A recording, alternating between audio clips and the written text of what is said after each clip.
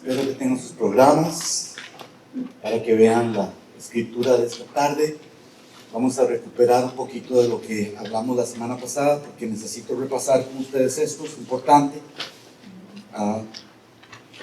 Hermanos, le doy muchas gracias a Dios que la oportunidad que nos da de seguir abriendo la escritura, aprender de la Biblia, estar expuestos a la presencia de Dios, tener una iglesia, hermanos, que quiere adorar a Dios, hermanos. Yo quiero que adoremos a Dios como nunca antes. Y sabe, casi siempre al empezar el nuevo año, las personas hacen decisiones, ¿no? Algunos de ustedes dicen decisiones, bueno, casi todo el mundo hace decisiones, y las personas hacen decisiones basados en lo que quieren lograr, se basan en lo que quieren obtener, en lo que quieren hacer, lo que quieren, los cambios que quieren ver, y algunas veces le hacen hasta promesas a Dios.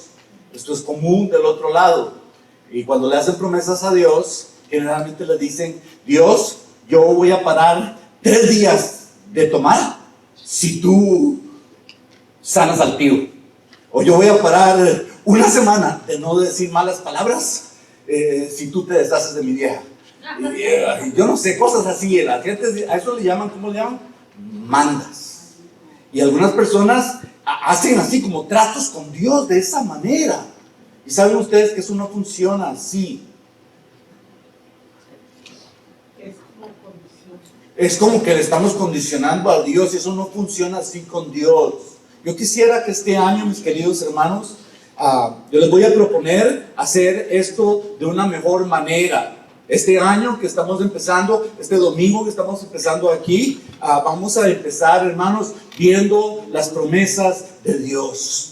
Y cuando entonces empezamos a ver lo que Dios sí ha prometido, y empezamos a estudiar lo que Dios ha prometido, y empezamos a hablar a Dios lo que Él ha prometido, ¿qué creen ustedes que va a suceder? Tal y como Dios ha dicho, porque Él no falla. Entonces, este año que empieza vamos a dedicarnos a estudiar completamente, vamos a investigar lo que Dios ha dicho, vamos a conocer lo que la palabra de Dios dice, y vamos a empezar a decirle a Dios: tú has dicho, tú has dicho, tú has dicho. Mis queridos hermanos, ¿saben por qué? Porque en alguna manera yo quiero ver que nuestros hijos y nuestros niños y nuestros jóvenes despierten a la realidad de este Dios tan precioso que nosotros conocemos. Si no lo hacemos, los vamos a perder. Nos los va a ganar la cultura, nos los van a ganar en las escuelas, nos los van a ganar ahí en la calle, hermanos. Y nosotros podemos empezar a decirle a Dios: Señor, como sé que tú siempre has hecho como tú dices, así es, yo sé que vas a responder mis oraciones. ¿Por qué les digo esto? Bueno, porque esta es exactamente una de las razones por las que vamos a encontrar a este señor Daniel, el profeta. Lo vamos a encontrar orando, lo vamos a encontrar a Daniel hablando con Dios de cosas que ya Dios había dicho. Y cuando empezamos a ver a Daniel de esa manera, Daniel está diciendo: Dios, tú dijiste que iba a suceder esto con tu pueblo. Dios, tú dijiste que esto ya venía. Y entonces ahí es donde encontramos ahora a Daniel metido en oración, buscando a Dios, buscando oír la voz de Dios. Y en medio de esta oración de él tiene confianza de que Dios va a cumplir las cosas tal y como Dios le dijo. Y ahí en medio de la oración de él viene el ángel Gabriel y le empieza a hablar. Vea qué belleza. Esto no sucede solo porque Daniel fuera un santo o porque Daniel fuera mejor que nosotros. Esto sucedió sencillamente porque él encontró una promesa de Dios y empezó a hablarle a Dios las promesas de Dios, y entonces Dios le responde. Eso es lo que Daniel está haciendo en este capítulo 9. Vamos a regresar un poquito, vamos a prestarle atención un poco a lo que vimos la semana pasada, porque yo deseo que esto les quede muy, muy en claro. Libro de Daniel, capítulo 9, verso 23. Libro de Daniel, los que tienen Biblia, capítulo 9, verso 23, dice lo siguiente: al principio de tus ruegos, y este es el ángel Gabriel hablándole a Daniel, le dice: cuando empezaste a orar, fue dada la orden. ¿La orden de qué? De que se le respondiera. Y yo he venido para enseñarte la respuesta y para enseñarte lo que la orden es. ¿Por qué? Porque tú eres muy amado. Entiende pues la orden, y ahora también entiende la visión. Entonces el ángel Gabriel le habla con claridad, le habla directamente, y le está diciendo a Daniel que Dios quiere responder la oración. Y esto es importante porque siempre Dios quiere responder nuestras oraciones, ¿saben? Pero necesitamos orar. Siempre Dios quiere hablar con nosotros, pero necesitamos hablar con Él. Y cuando estamos hablando con Dios, es importante que por un momento, algunas veces, sencillamente callemos. No digamos nada. Esperemos que Él nos hable. ¿Y qué tal si es que en realidad sí manda un ángel a hablar con nosotros? ¿Y qué tal si en realidad usted viene hoy con deseo de que Dios le hable, pero necesita usted por un momento prestar atención a lo que tal vez Dios está diciendo a través de mi boca? Esto es importante, ¿creen ustedes? El trato de Dios con Daniel es directo. Verso 24. Entonces Gabriel le empieza a decir, mira, 70 semanas están determinadas sobre tu pueblo, 70 semanas sobre tu santa ciudad, para terminar la prevaricación, para poner fin al pecado, para expiar la iniquidad, para traer la justicia perdurable y para sellar la visión y la profecía y ungir al santo de los santos. Pero lo primero que le empieza a decir es que para que entienda con mucha claridad la profecía y la revelación que le está dando, y que nosotros también le está diciendo, tienes que entender que esto se aplica primeramente a los judíos. Y cuando lo empiezas a ver de esta manera, esto se aplica entonces directamente a tu pueblo, se aplica directamente a la santa ciudad que es Jerusalén. Esto se aplica a ellos primeramente para que tú lo puedas ver de una manera correcta. Y esto es importante para nosotros porque muchas personas quieren apropiarse de cosas que no les pertenecen. Esto no fue dado a los mexicanos. Esto no le fue dado a los de El Salvador, a los de Guatemala, a los de Costa Rica. Esto no le fue dado a ninguna otra persona que no fueran los judíos. ¿Por qué esto es importante? Bueno, porque Dios a través de los judíos iba a mostrar que Él iba a hacer cosas con ellos que luego de rebote nosotros íbamos a ser bendecidos por ellas, por esas cosas. ¿Qué es lo que le está diciendo ahí? Bueno, durante 70 semanas dice, va a durar estas cosas, van a suceder estas cosas. ¿Qué es lo primero que le dice? Va a terminar la prevaricación, que es estar contrarios a Dios. Va a terminar en que se va a poner fin al pecado. ¿Cuándo es que se pone fin al pecado? Ya qué interesante. ¿Habrá fin al pecado ya? ¿Habrá sucedido el fin del pecado? No, sí, claro que sí. Jesús murió, Jesús venció al pecado. Pero vean qué interesante, dice que iba a suceder algo ahí durante esas 70 semanas. Va a poner fin al pecado de una manera de Dios, a la manera de Dios. ¿Qué le sigue diciendo? Dice, va a expiar la iniquidad, o sea, va a quitar lo malo y va a hacer a las personas buenas. ¿Cuáles personas? Las que se entregaran a Dios, las que vivieran para Jesús. ¿Qué más le dice? Va a traer la justicia perdurable, la justicia que va a durar, y eso aún no se cumple. Y dice, va a sellar la visión y va a sellar la profecía y va a ungir al santo de los santos. Esas cosas aún no se cumplen. Pero todo esto se lo dijo en ese momento, le dice, esto se tendría que cumplir primero con tu pueblo, con el pueblo de Israel. Verso 25. Dice, entonces sabe pues y entiende que desde la salida de la orden para restaurar, y presten atención a esa palabra, la salida de la orden para restaurar, ¿qué? Ahí lo dice, y edificar, ¿a quién? A Jerusalén. Vea la importancia de lo que está sucediendo, porque ¿sabían ustedes dónde está en estos momentos Daniel? Cuando le está hablando el ángel Gabriel, está en un país que en estos mismos momentos están en las noticias en todos los canales. Bagdad. Sí, es la capital de Irán, de Irak. En la capital de Irak es donde está este hombre en estos mismos momentos. Ahí, Daniel. Y ahí es donde Dios le está hablando. Y él está en el palacio del rey Nabucodonosor, ahí mismo en Bagdad, en Irak. Y cuando Dios le está hablando a él, está diciendo, y esto le va, todo lo que, la bendición que viene y todo lo que viene de parte de Dios tiene que ver con los judíos, que están solo un país fuera, más allá de ellos. Entonces vea usted la importancia de hasta donde Dios nos ha traído el día de hoy en lo que estamos hablando, y lo mismo que está en las noticias. Desde hace días les vengo diciendo. ¿Alguien recuerda qué les dije? Muchas cosas les he dicho de profecía, pero hay una en especial. Les dije, hay cosas que están a punto de pasar con Irán, y hay cosas que están a punto de pasar ¿con quién? Con Damasco. ¿Qué les dije de Damasco? La capital de Siria. La Biblia dice que va a ser destruida, que no va a quedar roca sobre roca, ¿ok? ¿Están listos para ver eso? No lo está diciendo el pastor, lo dice la Biblia. Entonces, lo que Dios le está revelando aquí a Daniel es muy importante, porque le dice, mira, estas 70 semanas van a empezar, le dice, desde la salida de la orden para restaurar y para edificar a Jerusalén hasta el Mesías príncipe.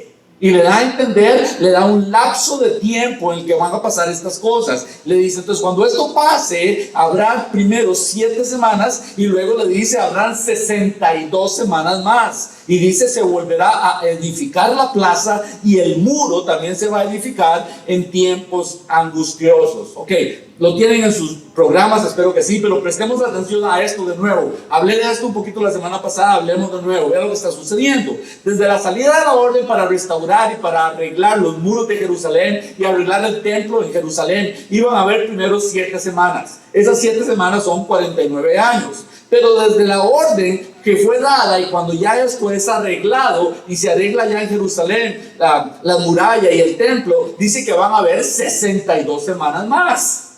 Ya qué interesante. Entonces la primera división de 7 semanas tiene que ver con arreglar el muro y arreglar el templo y arreglar la ciudad. Las otras 62 semanas tienen que ver con que al final de que suceda eso todavía quedan 62 semanas para que venga ¿quién? El Mesías príncipe. ¿De quién está hablando?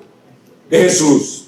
Ahora, la Biblia es muy clara en esto. Lo que está señalando ahí está hablando de 69 semanas. Y 69 semanas son 483 años. Ahora, la semana pasada les dije también que existen diferentes opiniones en cómo entender estas semanas. Hay algunos que las quieren encuadrar como a la fuerza, las quieren meter dentro de la historia como a la fuerza y decir, bueno, aquí fue donde empezó y aquí está donde llega y aquí con Jesús ya se acabó las 70 semanas. No. Yo he encontrado una mejor manera de verlo y les expliqué que hubo un científico que hace poco murió él, pero lo respeto mucho, Mr. Chuck Missler. Él era también un judío y él encontró una manera muy interesante. Él era un ingeniero aeronáutico y él encontró cómo calcular esto de la correcta manera. Ahora, la revelación que se da aquí es algo importante porque repite una promesa que se dio en el Antiguo Testamento. ¿Cuál era la promesa que se da ahí? Bueno, la promesa es de que iba a empezar la restauración de la ciudad, pero la promesa era de que iba a acabar las 62 semanas ¿con quién? Con el Mesías príncipe. ¿Qué sucedía con el Mesías príncipe? Llegaba a Jerusalén. Veamos esto de una mejor manera. Entonces, la primera opinión es que dicen que la orden fue dada por el rey Artajerjes.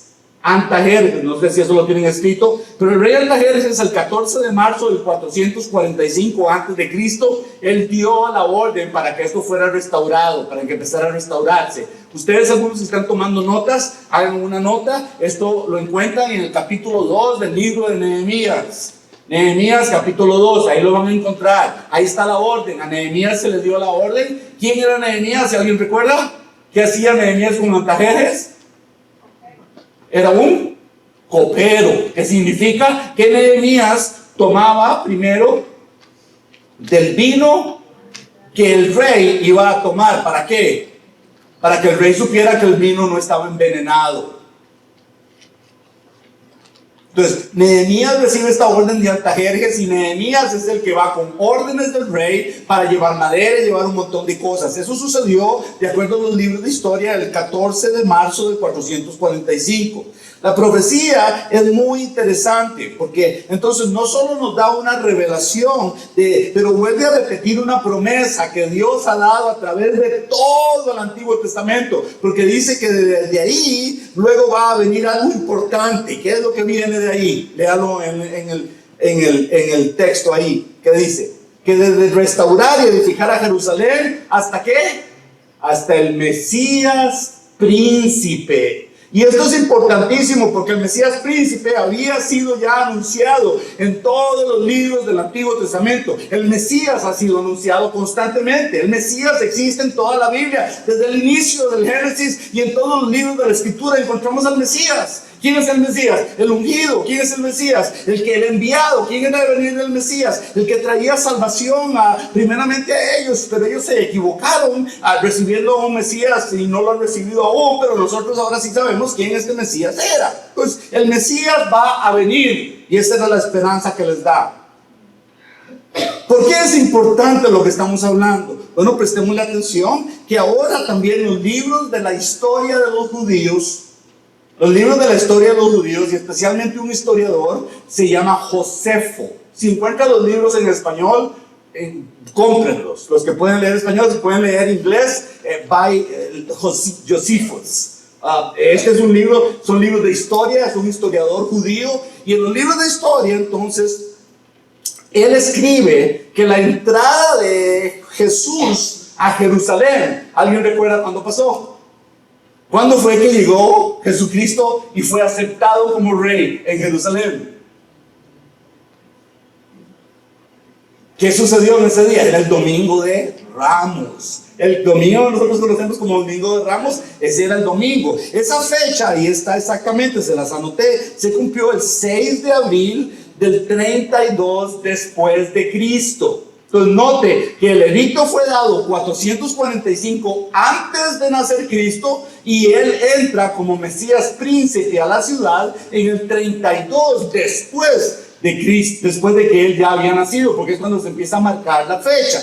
¿Por qué esto es muy importante? Bueno, porque la entrada del Mesías a Jerusalén ya había sido profetizada con anterioridad. Ya había habido otro profeta que había hablado de eso, el profeta de Zacarías 9:9, donde dice ahí, y él ya lo había anotado, y le dice: alégrese mucho, hija de Sión, que es Jerusalén, da voces de júbilo, hija de Jerusalén, he aquí, y le dice: tu rey vendrá a ti. ¿Cómo?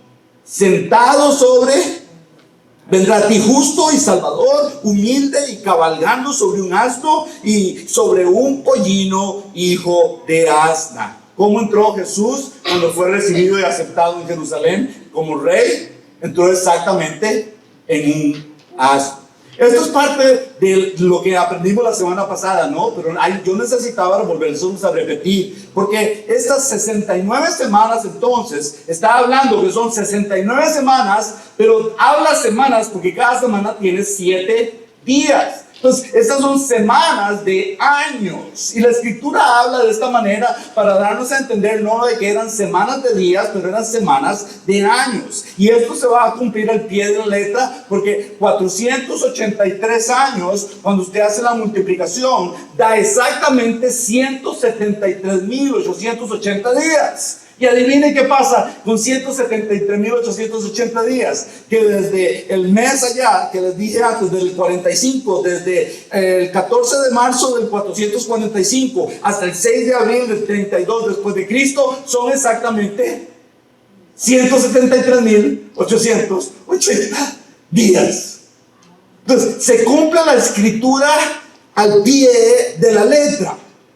¿Por qué hace eso Dios? ¿Por qué le interesa a Dios que las cosas se cumplan de esta manera? Porque Dios, al cumplir las cosas de esta manera, Él permite entonces que las personas entiendan de que Él profetiza, Él nos da a entender, y de esa manera las personas pueden decir: Dios es verdadero, Dios existe. Corina, llévalos, introdúcelos donde están los jóvenes también. Llévalos porque los jóvenes pueden conocer, ahí están todos los jóvenes. Entonces, muy importante que veamos, la profecía nos es dada por Dios para que entendamos que cuando las profecías se cumplen, Dios es verdadero y Él nos predice las cosas con cientos de años de anticipación. ¿No creen ustedes que si hubiéramos sabido estas cosas desde chiquitos, hubiéramos creído mucho más rápido en Jesús? ¿Sí o no? Si alguien nos hubiera explicado con claridad de que estas cosas se han cumplido, de que ya han pasado, porque estaba hablando de que Cristo iba a entrar a Jerusalén. ¿Ya entró Jesús a Jerusalén? ¿Verdad que sí? ¿Cómo no? Ya esto ya pasó. Entonces significa que las 7 semanas ya pasaron porque fue reconstruido Jerusalén, que eran 7 semanas de 7 años, 49 años, ya fue reconstruido el templo. Ese era el primer templo, luego pasa y se reconstruye el segundo templo. Y cuando esto está pasando, pasan entonces todos esos 62 semanas de 7 años y se cumplen todos, son 483 años. Y viene el Mesías, y el Mesías príncipe entra a Jerusalén, y el Mesías viene a morir por nosotros. Y esto también se cumple proféticamente hablando. Entonces, no tiene manera de que la escritura, digamos nosotros, de que tiene errores. No. Habrán personas que quieran buscar el error en la escritura, pero no lo van a encontrar. Ahora, verso 26, le sigue diciendo el ángel y le dice: después de las 62 semanas, dice, se le va a quitar la vida al Mesías. ¿Pasó eso también? Claro, cuando Jesús entró allá a Jerusalén, esa semana, 4 días después, él entra y él pierde su vida. Esto también es profetizado y se le está diciendo a Daniel 500 años antes de que esto suceda. Entonces, conocemos que al Mesías le quitan la vida en la cruz del Calvario. Y cuando empezamos a ver esto cercanamente, ¿qué es lo que nos quiere decir? Que las 69 semanas ya se han cumplido. Entonces, si le está diciendo el ángel a Daniel que hay 70 semanas entre que esto va a pasar y que esto va a pasar, pero a la semana 69 va a morir el Mesías, y es cuando Cristo va a estar en la cruz y va a mostrar que Él es el Salvador, significa entonces que ya llegamos desde ese tiempo. ¿Hace cuánto? 2000 años. 2000 años atrás se llegó a la semana 69 que Dios le estaba revelando al profeta Daniel. Veamos un gráfico para que lo entendamos de una mejor manera. Vea el gráfico, vea qué interesante. Porque las 70 semanas de Daniel eran sencillamente un recordatorio para cuando vimos la imagen de Nabucodonosor. ¿Recuerdan la imagen de Nabucodonosor? La cabeza, que eran los babilonios, luego los brazos de plata y el pecho de plata, que eran los medos y los persas, y luego el bronce, que eran los de Grecia, y luego las 2 piernas, que eran como de hierro con barro, que eran los romanos. Pero aún así dice que recuerdan que venía una bola saliendo como una piedra y que venía rodando y rodando, rodando, y que golpeó a la estatua en los pies. Iba a decir piezas. ¿Está bien? Piezas en los pies. Y la golpeó, y entonces que derribó aquella estatua, dando a entender de que los imperios del mundo iban a ser destruidos. ¿Por quién? ¿Quién era la piedra? ¿Quién era la roca? Jesús. Entonces esto, la semana 70 o esas semanas, es exactamente la misma cosa de la estatua que vimos, que ya se cumplió, pero explicado de una diferente manera. Es Dios dándonos con insistencia la misma información, pero de otra manera. ¿Por qué?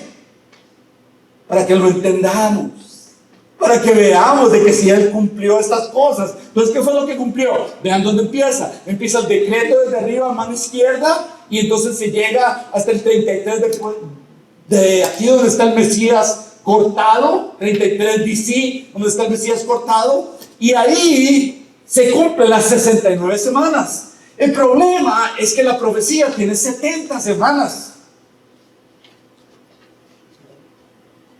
Y si 69 semanas ya se cumplieron cuando el Mesías fue cortado, hay algo ahí en la mitad, porque entre las semanas 69, donde dice 33 de ese Mesías cortado, y la semana 70, que está al lado derecho, ahí hay como un intervalo, hay como un hueco.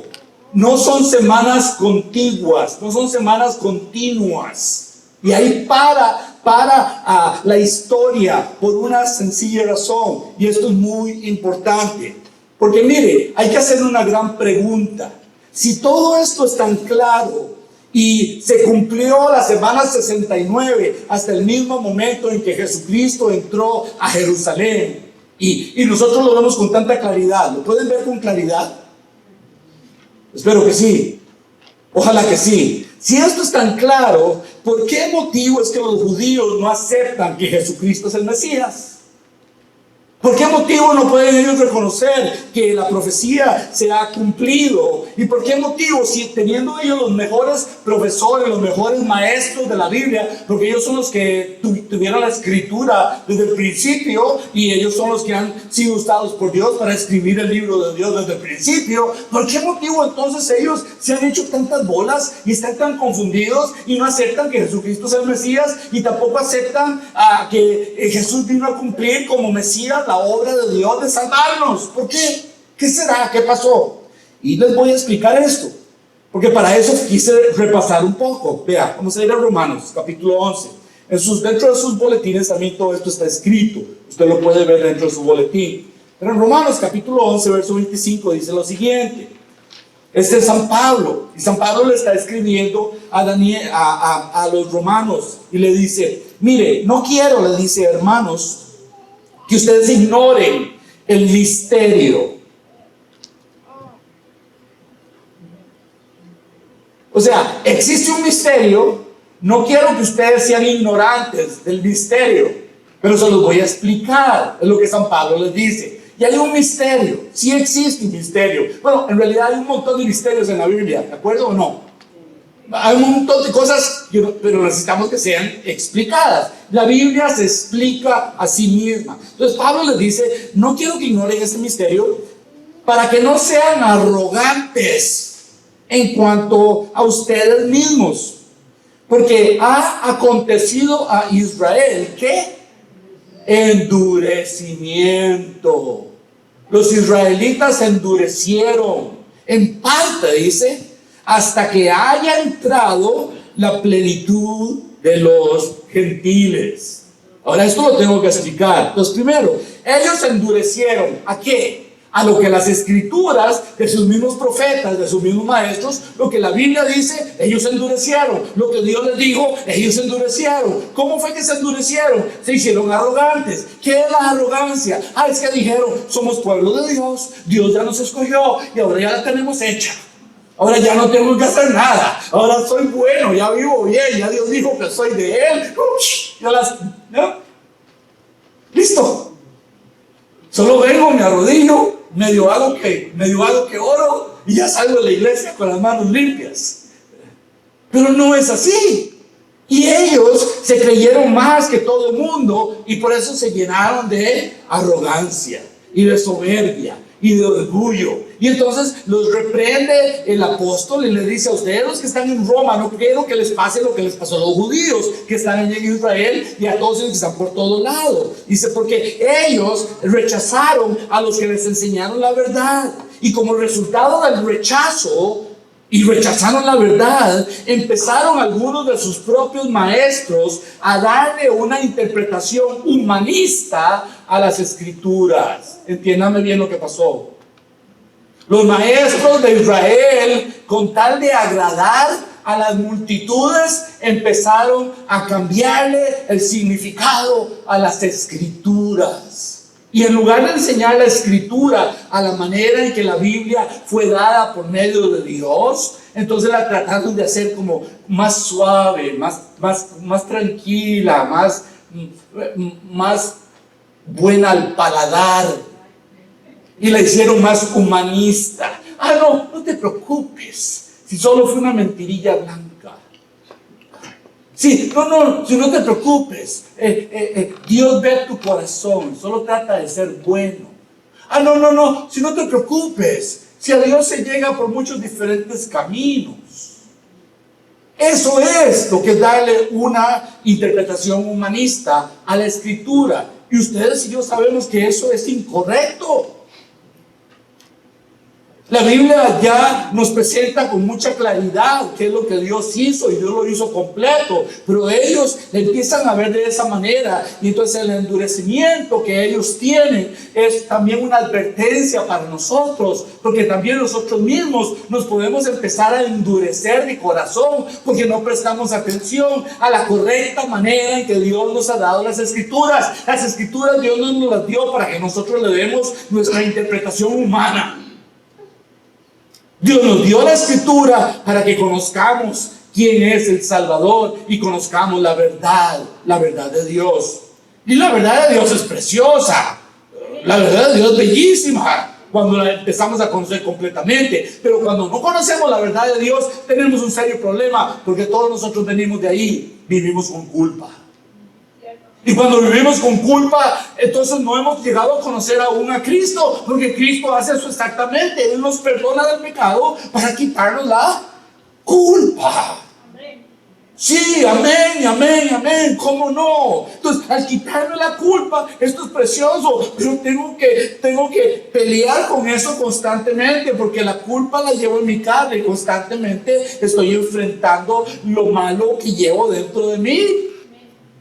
Porque todos pecamos. Entonces no se trata de ser perfecto, se trata de conocer la verdad de Dios, que Dios me acepta tal como soy y Él ya me ha traído perdón. Pero el endurecimiento que ellos tenían era muy difícil, porque vea lo que sucede. Jesucristo mismo confirma lo que San Pablo está escribiéndole a los romanos, y vea lo que Cristo hace. Vea el capítulo 19 de Lucas. Estos ahí están en sus programas también, o en la pared va a estar. Vea lo que Cristo hizo, lo que Cristo dijo.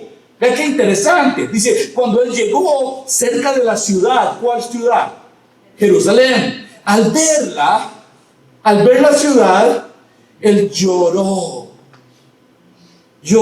sobre ella. ¿Por qué? Porque dijo, ojo, si también tú conocieses, a lo menos en este tu día, lo que es para tu paz, mas ahora está encubierto de tus ojos, porque vendrán días sobre ti cuando tus enemigos te van a rodear con un vallado y te van a sitiar, y por todas partes te van a estrechar y te van a derribar a tierra, y a tus hijos dentro de ti, y no dejarán en ti piedra sobre piedra, por cuanto no conociste el tiempo de tu visitación. Entonces Jesús lloraba por los habitantes de la ciudad. No lloraba Él por las piedras, no lloraba por los edificios, Él lloraba por la ciudad, pero por los que estaban dentro de la ciudad. Y Él tiene varias razones, nos dice ahí por qué motivo Él está llorando. La primera dice que no conocieron lo que era para la paz de ellos. Segundo dice, sus ojos estaban encubiertos por una sencilla razón, porque no querían ver. Entonces el endurecimiento del corazón generalmente trae que no hay peor ciego que el que no quiere ver. No hay, yo por ejemplo, mi esposa no la ven hoy aquí, mañana regresa por dicha, está en Colorado, anda ya con su familia, pero hay gente en mi familia allá en Colorado que ellos tienen serios problemas en sus casas y no quieren aceptar los problemas que hay. ¿Y qué cosa más fea es un ciego que no quiere ver? ¿Qué cosa más fea es que sabiendo que uno tiene problemas, con que uno habla malas palabras? No, o sea, pocos, yo no digo cosas... Y dice uno cosas, no, yo no hablo así. No, yo no tengo problemas con el enojo. Yo no ando enojado. Y sí, claro que sí. ¿Qué cosa más fea es cuando alguien le quiere ayudar a uno y uno dice, no, yo no soy así? Y todo el mundo sabe, como sí, el pastor es así. Claro que el pastor es así. ¿Qué cosa más fea es cuando Dios nos quiere ayudar a ver y no le permitimos a Dios que nos ayude a ver? Porque creemos que Dios se quiere imponer. Dios no se quiere imponer con nosotros. Dios nos ama. La imposición de Dios, recuerden, no es una imposición, es una protección. Siempre, siempre. Pero no nos gusta. Eso es lo que les estaba pasando a ellos. Los ojos estaban encubiertos. Y les advierte, les dice, los días que vienen sobre ustedes son días malos, porque van a estar rodeados por enemigos. Y también les dice, y no van a quedar piedra sobre piedra en este lugar. Y ya lo vimos que en la visión de Daniel, el ángel también le dijo a Daniel, Jerusalén va a llegar el último tiempo, en la semana 70, donde no va a haber piedra sobre piedra. Van a tener un serio problema en aquel lugar.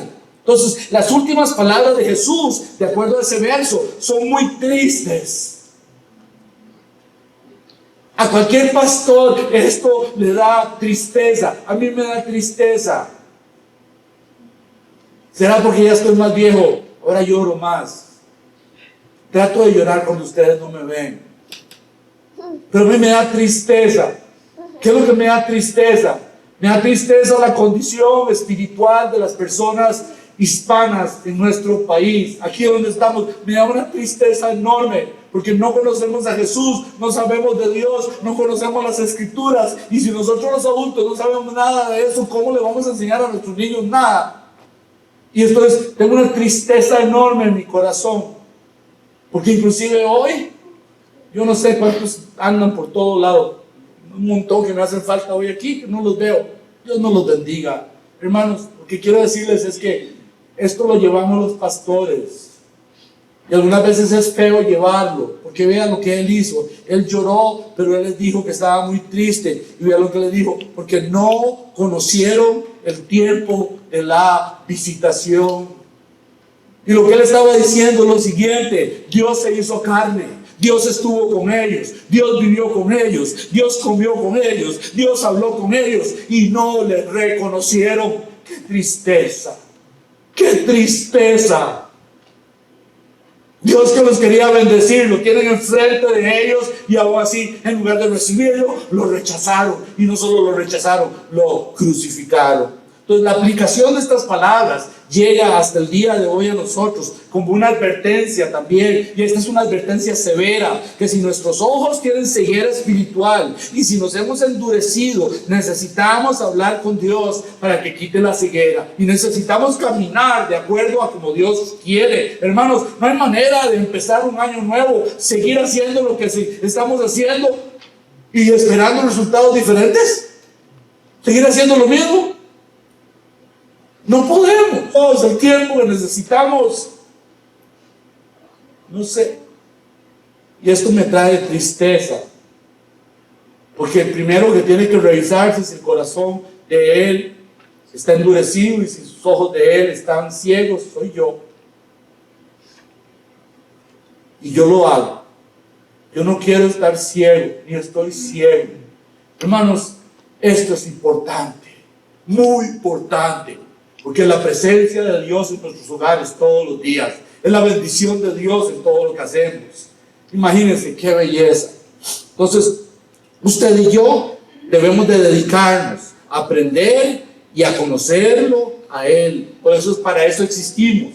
Estamos dedicados a conocer las Escrituras, a aprender las Escrituras, a practicar las Escrituras. Eso es a lo que yo quiero dedicarme más que nunca. Además, ahora les voy a decir algo. Yo estaba aquí orando en medio de la alabanza y la adoración. Y yo le preguntaba al Señor, le digo: Señor, ¿tengo que seguir? ¿Tengo que seguir? Y él me dijo: sí, porque lo único que quiero que hagas es que les enseñes la verdad. Todo lo que Dios quiere que yo haga aquí con ustedes es que yo les siga enseñando las Escrituras. ¿No es eso el mayor trabajo de un pastor? Y para poder hacer eso, pues tengo que estudiar. Y tengo que dedicar mi tiempo al estudio de la Escritura y aprender lo que es la verdad. Pero si Dios quiere que yo haga eso, es lo que voy a hacer. Así es que me da la impresión que Dios todavía quiere que yo sea su pastor por un año más. Porque yo mismo me pregunto, ¿seré yo? ¿Seré yo el que no los motivo? ¿Soy yo el que no les doy ánimo? ¿Soy yo el que fallo? ¿Soy yo el que soy un mal ejemplo? ¿Soy yo el que les enseño mal? ¿Soy yo el que no? Y me doy cuenta de que yo no puedo responder esa pregunta. Cada uno de ustedes tiene que verse a sí mismo, y ustedes tienen que ver cuál es la vida que están viviendo con Dios y qué tipo de vida llevan cuando están en lo privado y donde nadie los ve. Y ustedes son los que tienen que ver eso con Él. Mi única función, hermanos, es amarlos a ustedes, amar a sus hijos, amar a sus jóvenes y enseñarles la verdad. Y yo no voy a parar entonces, porque Dios me dijo: hazlo, sí, sígalo haciendo. Cuando empezamos a buscarlo a Él, en las Escrituras, vamos a tener un corazón más sensible.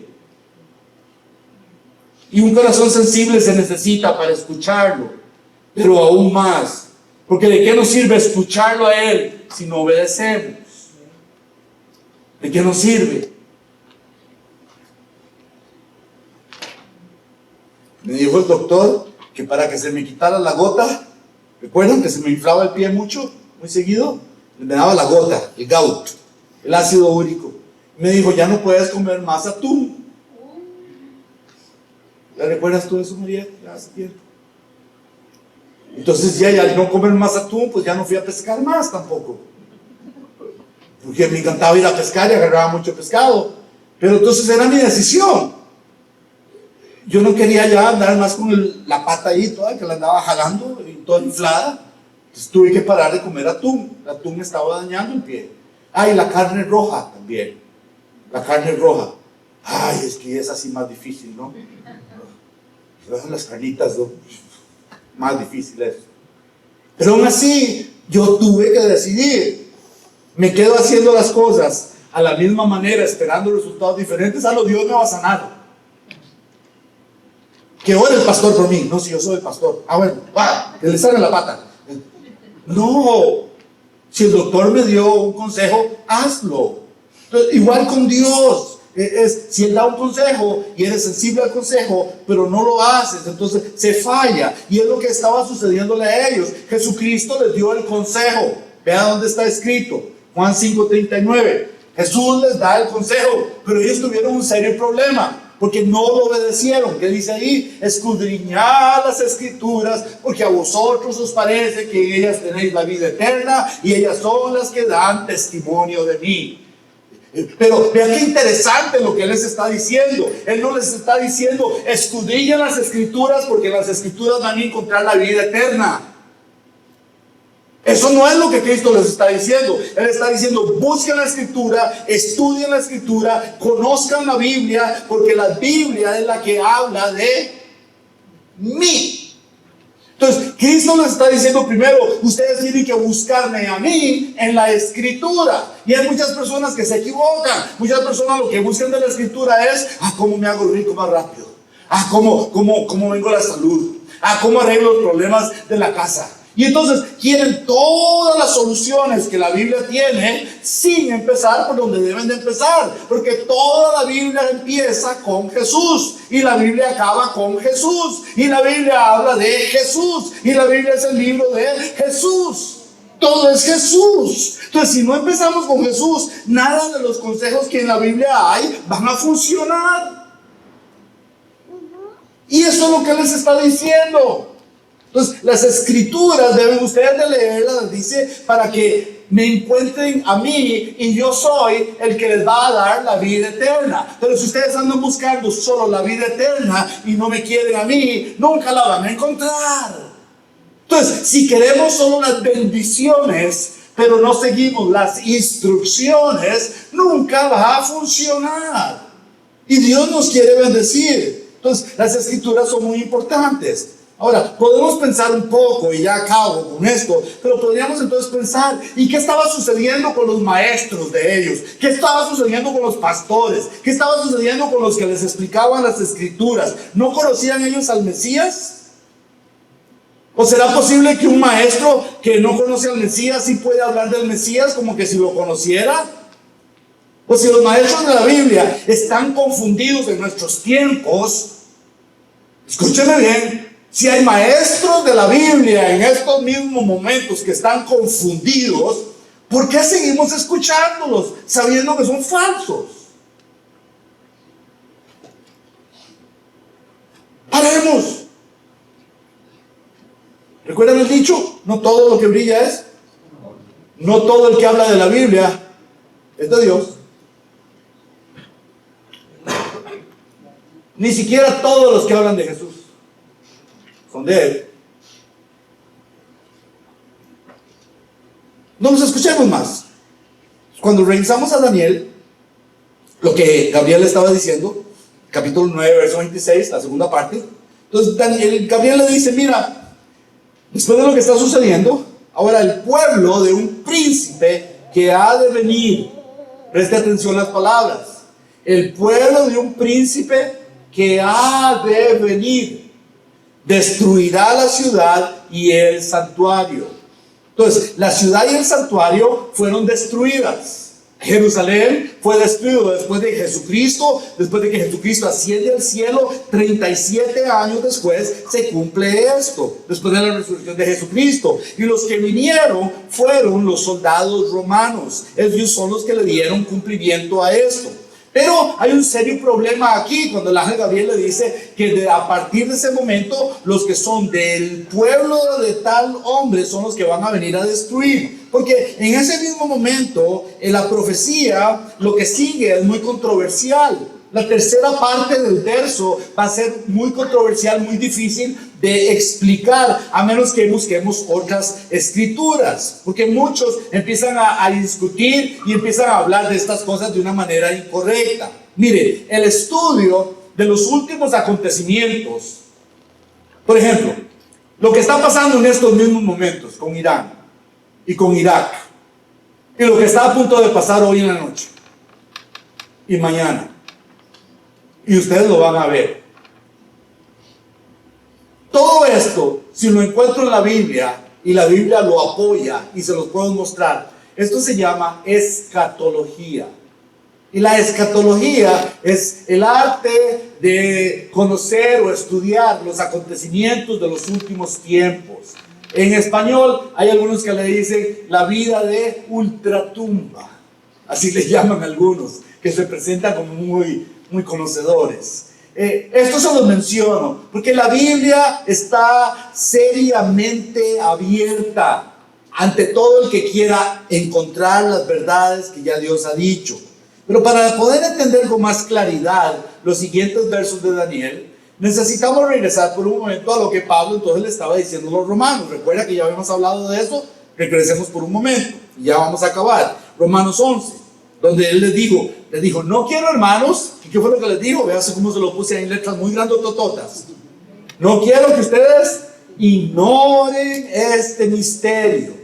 ¿Por qué? Porque este misterio es la clave de algo muy importante. Dice, para que no sean arrogantes en cuanto a ustedes mismos, que ha acontecido a Israel un endurecimiento en parte, y luego ya dice, ¿hasta cuándo es el endurecimiento de ellos? Hasta que haya entrado la plenitud de los gentiles. Entonces, hay una manera de describir algo importante.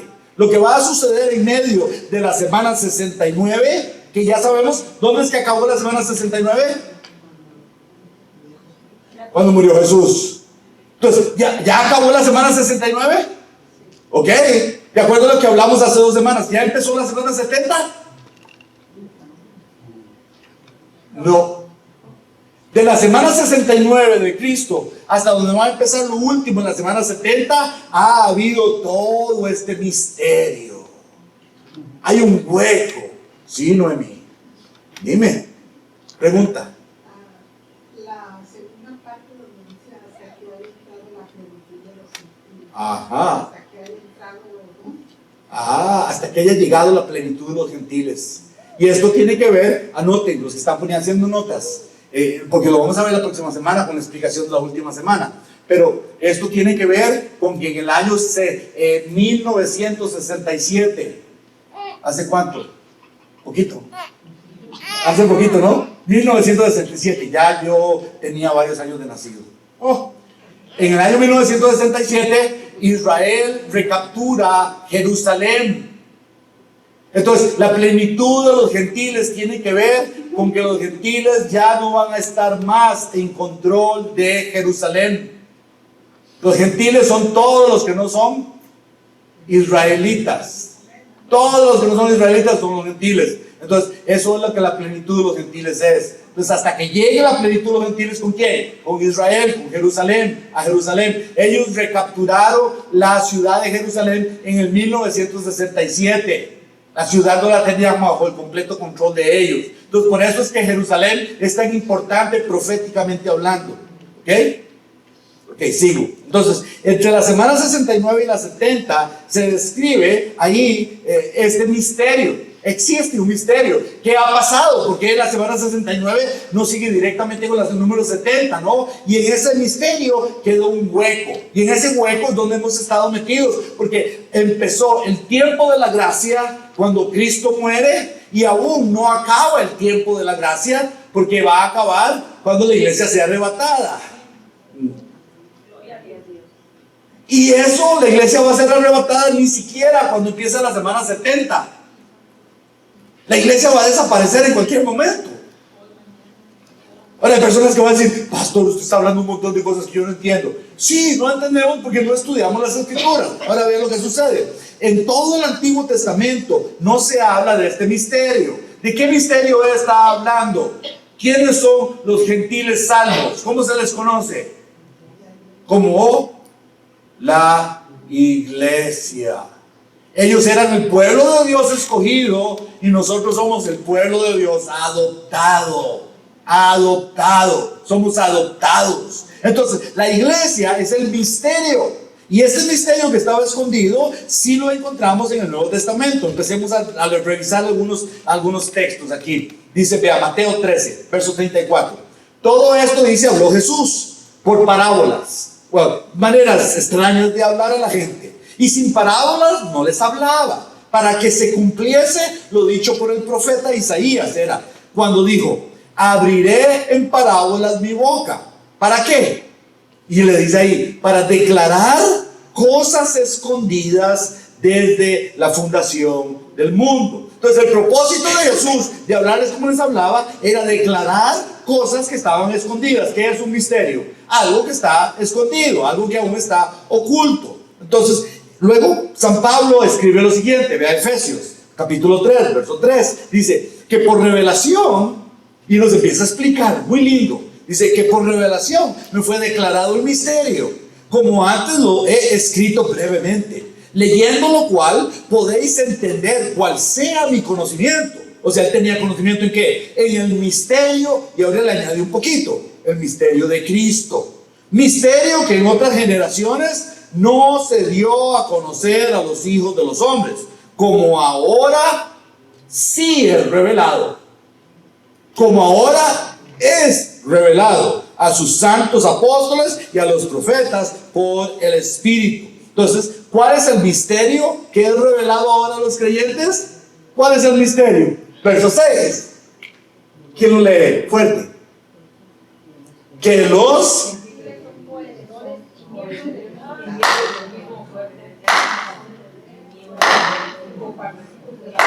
Ahí está el misterio. ¿De qué belleza? Entonces, el misterio es que entre la semana 69 y la semana 70 ha habido un pueblo escogido por Dios, hay un pueblo que ha sido llamado por Dios, hay un pueblo que ha creído en el Mesías príncipe, hay un pueblo que ha sido redimido y salvado y traído a la presencia de Dios. Y ese misterio es revelado ahora y dice los gentiles, nosotros somos coherederos, heredamos ¿con quién? Si hay otros herederos y nosotros somos coherederos, ¿de quién está hablando? De los judíos, del pueblo de Dios. Pero somos herederos y de una manera muy bonita, esa es la manera de Dios. Dice, entonces somos coherederos y somos miembros del mismo cuerpo y copartícipes de la promesa en Cristo Jesús por medio del Evangelio. Y aún así añade un poquito más, ve al verso 9, de Efesios 3:9, y le dice, y de aclarar también cuál sea la dispensación, cuál sea el tiempo del misterio escondido. Y esto estaba escondido desde los siglos en Dios, que creó todas las cosas. Pero ya no está más escondido. Ahora ya sabemos cuál es el misterio. ¿Cuál es el misterio? Que nosotros, la iglesia, somos herederos juntamente con los judíos de esta salvación, del ser llamados por Dios, de heredar la vida eterna y de vivir para Él para siempre. O sea, esto es grande, hermano. Esto es poderoso. Pero esto también es difícil de entender. Entonces este misterio dice que era antes, pero después de Cristo ya no es más un misterio. Entonces, ¿qué es esto? Dios trata con los judíos de una manera y Dios trata con la iglesia de otra manera. ¿Qué es lo que sucede? Que Dios guarda su promesa que les hace a ellos, y con nosotros Dios nos da la promesa que ahora nos anticipa por medio de Jesús. Pero hay un serio problema con ambos. Él les prometió a ellos y a nosotros nos ha traído salvación. Pero hay un serio problema para disfrutar de esta promesa. Hay que creer. Ellos no son salvos solo porque son llamados, ni nosotros tampoco. Somos salvos porque creemos en el Hijo de Dios, creemos en el Mesías príncipe. y lo aceptamos y lo recibimos. Y esto es muy importante, hay que creer. Como les dije, quiero acabar esto y parece que se me va el tiempo, pero en Daniel, regresamos a Daniel 9:26 de nuevo, el verso donde estamos, y vean la tercera parte. Porque la tercera parte les advierte y les dice, entonces les está diciendo, bueno, desde la tanta semana, la otra semana, la restauración, va a venir el Mesías príncipe, después del Mesías príncipe, entonces todo esto está sucediendo, y acaba diciéndole, y su fin, le dice, va a ser con inundación. ¿De quién está hablando? De nuevo, ¿de quién está hablando? De Jerusalén. No pierdan esto de vista. Está hablando de los israelitas, de los judíos. Entonces dice, el fin va a ser con inundación, y hasta el fin de la guerra van a durar las devastaciones. Ok, esto está hablando ya proféticamente de la semana 70. Ya cuando la semana 70 empiece. Entonces el final del verso 26 aún no lo hemos visto suceder. Esto no ha sucedido aún. Lo anterior sí. Ya Jesús vino, ya Jesús murió, ya Jesús nos redimió, ya Jesús nos ha salvado, pero en esta brecha que hay, en este hueco que hay entre una semana y la última semana, lo que encontramos es algo que aún no sucede. Esto aún no sucede, pero lo que dice al final es importante y tenemos que revisar por qué lo dice. Acabemos con el profeta Isaías, de Isaías 28, Isaías 28, 18. El profeta Isaías nos empieza a dar claridad. Recuerden, las escrituras se explican a sí mismas. La mejor manera de entender la Biblia es buscando la respuesta en la misma Biblia. Vean lo que dice Isaías 28. Anularé el trato que hice con ustedes. ¿Quiénes son ustedes? Los judíos. Claro que sí. Entonces, voy a anular el trato que hice con ustedes para burlar a la muerte. Y les voy a revocar el acuerdo para que eviten la tumba. Lo que está diciéndole es de que no es solo porque ellos recibieron una promesa y que la van a disfrutar. Algo tienen que hacer, alguien tiene que creer, alguien tiene que vivir para Dios, alguien tiene que entregarse al Señor. Y es lo que les está diciendo. Dice, cuando el terrible enemigo arrase la tierra, ustedes van a ser pisoteados. Y ellos van a ser pisoteados. En el final del tiempo, los judíos, esto es horrible. Algunas personas no les gustó cuando les dije esto hace 3 o 4 semanas. Me lo dijo uno de ellos, me dijo, pastor, ¿cómo usted nos enseña esas cosas tan feas? ¿Cómo es posible que Dios sea tan despiadado y que vayan a morir 2/3 partes de todos los judíos? Y yo le dije, lo siento mucho, yo solo digo lo que la Biblia dice.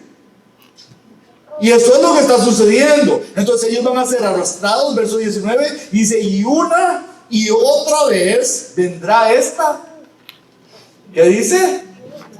Oh, ¿y cuál era lo que Gabriel estaba diciendo a Daniel? Que su fin será con inundación. Entonces, y explica, dice, mañana tras mañana, día y noche vendrá la inundación hasta que arrase con todos ustedes. Y este mensaje llenará de terror al pueblo. Y es que generalmente nosotros creemos que las inundaciones tienen que ver con agua, pero ¿qué tal si estas son inundaciones de ejércitos? ¿Qué tal si estas son las inundaciones de las amenazas constantes que reciben? ¿Qué tal si estas son las inundaciones, por ejemplo, en estos mismos momentos, desde hace ya 20 o 30 años atrás, que los que están aquí en el país de Irán han dicho que ellos quieren hacer desaparecer a los israelitas con una sola bomba? Se los quieren echar a todos. ¿Saben cuántos son? Hay 9 millones de ellos ya en Israel, y dijeron que los quieren desaparecer a todos en un minuto. Si pueden, lo hacen. Hay un hombre, no sé si era Pablo Neruda o Juan Gabriel García Márquez. Hay un escritor, pero hay un escritor de Sudamérica. Él escribió lo siguiente. Preste atención, vea cómo la mente humana puede llegar a formar cosas diabólicas. Y él escribió esto. Dice, manera perfecta para destruir una ciudad donde vive mi suegra. No, pero seguro estaba pensando en eso. No le caía bien su suegra. Manera perfecta de destruir una ciudad. Dice, se espera escondido detrás del pasto hasta que una nube de la especie cúmulo se sitúa sobre la ciudad aborrecida. Se dispara el dardo que la petrifica y el resto no merece comentario. ¿Lo captaron? Tanto odio le tengo a esa ciudad que cuando una nube bien negra, bien grande llegue sobre toda ella, desde aquí la voy a hacer una piedra. Y como el aire no la aguanta, esa piedra cae encima de la ciudad. ¿No les parece extremo? Bueno, es peor lo que los enemigos de Israel quieren hacer con ellos en estos mismos momentos. Es muy probable lo que les voy a decir, escúchenmelo bien.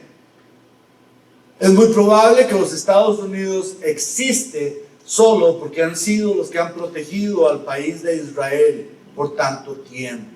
Es muy probable que a Dios le plació haber hecho este enorme, bello, hermoso país de nosotros para que fuera la protección de Israel.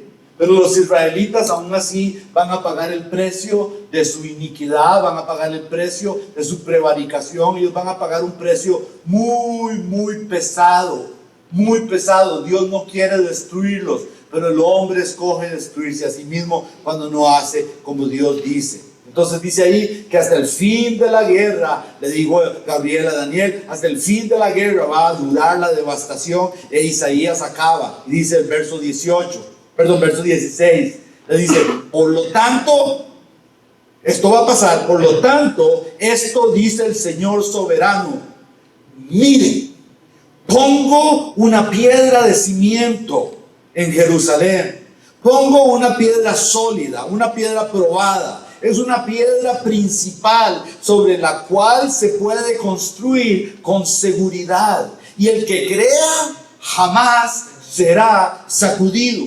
Les probaré con la cuerda de medir de la justicia y con la plomada de la rectitud, puesto que su refugio está construido de mentiras y un granizo lo echará abajo, puesto que está hecho de engaños y una inundación lo arrasará. ¿No les parece que fue exactamente lo que Gabriel estaba diciendo a Daniel que le iba a pasar a ellos al final del tiempo? Ok, todo eso que acabo de leer tiene que ver con que ellos no han creído en Jesucristo.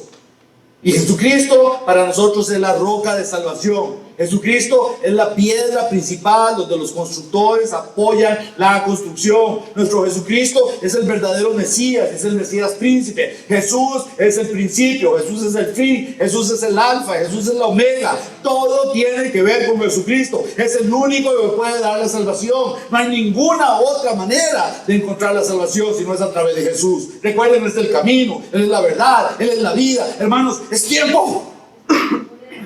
Es tiempo. Sí, Noemí. Lo que a mí se me hace como un poco difícil entender es de que si Israel es el pueblo escogido, ¿por qué va a pasar por esto? Por el endurecimiento de su corazón. Porque todo aquel que rechace la roca de salvación, todo aquel que construya su casa en un lugar donde no la debe de construir, déjenme explicárselo de esta manera, lo va a ver muy claro ahorita. Esto es lo que Jesús dijo. Un hombre sabio construye su casa sobre la roca, porque cuando vienen las tempestades y las inundaciones su casa va a sostenerse. Entonces una nación sabia construye sobre la roca. ¿Saben cuál es exactamente lo mismo que nos está pasando a nosotros? Este país va a irse para abajo y para abajo, para abajo, entre más permitimos que se siga construyendo sobre la arena del humanismo y de las creencias de los hombres. Nosotros empezamos este país por medio de creer en Jesús. Él es la roca. Y si no seguimos en Jesús, ninguna casa, ninguna familia, ningún condado, ninguna ciudad, ningún estado, de todo el país se va a ir al suelo. Es exactamente lo mismo que les va a pasar a ellos. Todo el que rechace construir en la roca de la salvación, va a venir la tempestad. ¿No vienen tempestades en la vida? ¿No vienen problemas? Constantemente, ok, la única solución es ser encontrada en nuestra casa, fue construida en la roca de la salvación, en las verdades de la palabra de Dios, en Cristo, en lo que Él nos dice, y ser obedientes en construir de acuerdo a lo que Él nos ha dicho. No cometamos el mismo error de los judíos. Hay que creer en Jesucristo para salvación y para el perdón de nuestros pecados. Es la única manera. Es la única manera. Ellos van a sufrir por su propia obstinación. Y muchos de nosotros hemos sufrido por ser obstinados y no creer el evangelio de la salvación. Y si creemos el evangelio de salvación, queremos la salvación y seguir haciendo lo que nos da la gana. Y tampoco eso funciona así. Si somos salvos, somos de Cristo y vivimos para Jesús siempre, desde ahora y para siempre. Porque de por sí está tan cerquita el tiempo. Está tan cerquita el tiempo. Yo hace 2 días, no ayer, me llamó mi hijo, anda allá con mi esposa, mi chamaquito de 23. Mi chamaquito me llama y, papá, es muy nice ahora conmigo. Hemos tenido tiempos pesados, ¿no?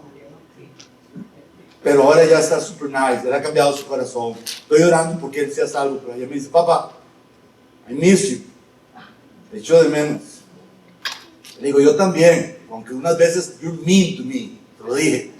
Eres gacho conmigo, me maltratas. Ya a esta edad yo no tengo nada que perder, hermano. Ya yo puedo hablar de esa manera, con la verdad. Pero cuando le dije eso, le dije, mejor disfruta a tu papá los pocos horas o las pocas semanas que le quedan a tu papá. Inmediatamente, papá, no hables así, papá, ¿qué estás diciendo? Digo, sí, es que no te das cuenta. Te lo vengo diciendo ya desde hace muchos días, que a tu papá le quedan solo unas horas o unos días de vivir. La iglesia no se da cuenta que nos quedan solo unas horas. Si el reloj de Dios era así y estamos entre la semana 69 y la 70, En cualquier momento. la iglesia es arrebatada, la iglesia se va con Él. Y a algunos de ustedes les he dicho que no vamos a ver la muerte física. Dios, aleluya. No vamos a ver la muerte física. Y no me lo creen. No me lo creen. Yo sí lo creo, porque está en el libro de Dios. Recuerden, hermanos, yo no tengo por qué mentirles. No, ni siquiera los manipulo. Y recuerden que soy un pastor tonto, porque ni dinero les pido. ¿Recuerdan? Hasta en eso soy bien tonto. Yo ni dinero pido, ni cobro, ni voy a cobrar. No me interesa. Me interesa que conozcan la verdad, porque un día de estos Dios me va a decir, en lo poco fuiste fiel, en lo mucho te voy a poner. Siervo de Dios. Y esa bendición los bendice a ustedes. Los quiero bendecir. La próxima semana